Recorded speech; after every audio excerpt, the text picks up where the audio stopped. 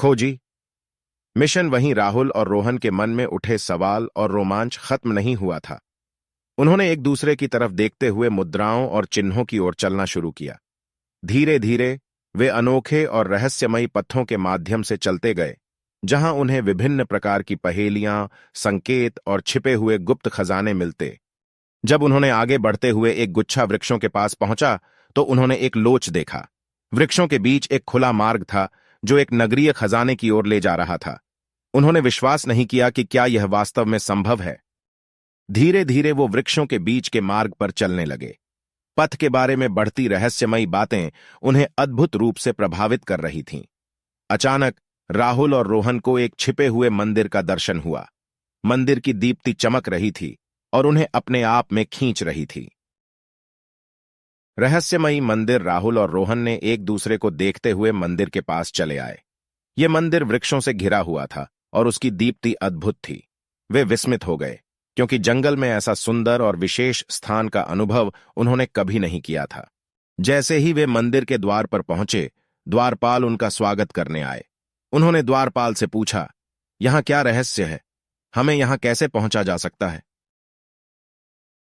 द्वारपाल ने एक प्रकाशमय चेहरा बनाते हुए कहा, ध्यान से सुनो बच्चों, यह मंदिर रहस्यमय है और इसमें खोजी मिशन संपन्न करने का मौका दिया जाता है।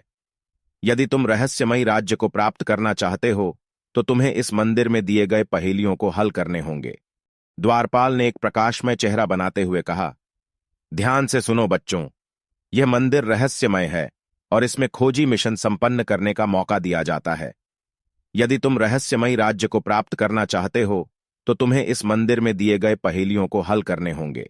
उनकी हरकतों से एक रहस्यमय द्वार खुला और उन्हें विचित्र संकेत दिखाई दिए।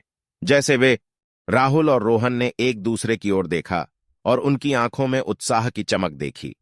उन्होंने वादा किया कि वे यहां के पहेलियों को हल करके रहस्यमयी राज्य को प्राप्त। रहस्यमयी राज्य। राहुल और रोहन ने मंदिर के अंदर आगे बढ़ते हुए पहेलियों का सामना किया। पहेलियों के हर हल के बाद दरवाजे का एक नया सफेद आरक्षी खुलता था और वे मंदिर के अंदर और भी गहराइयों में प्रवेश करते थे। धीरे धीरे वे पिछले पहेली को हल करके आगे बढ़ते गए। उनके सामने रहस्यमयी राज्य की सच्चाई सामने आने लगी। यह राज्य एक आभूषण समेत सब कुछ था जो खोजी के लिए वास्तव में अनमोल था।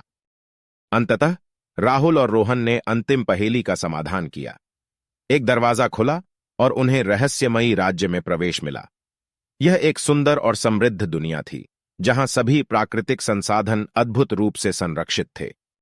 राहुल और रोहन को आभूषणों से भरी खजाने मिले जो उन्हें खोजी में जुटे हुए दिखाई थे।